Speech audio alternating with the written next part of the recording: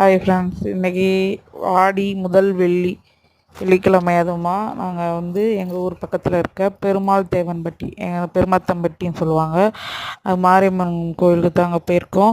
இங்கே பாருங்கள் எவ்வளோ கூட்டம் இருக்குன்னு. சாமியை பார்க்கக்கூட வழி இல்லை.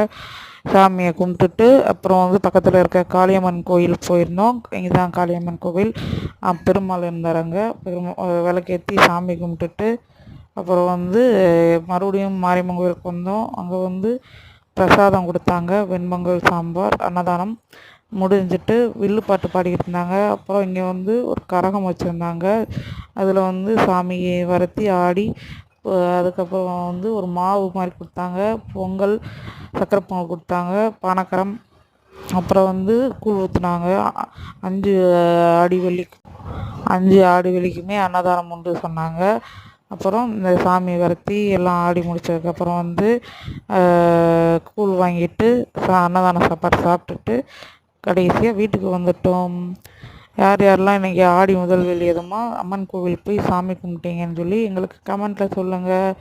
அம்மன் அருள் அனைவரும் பெறுக.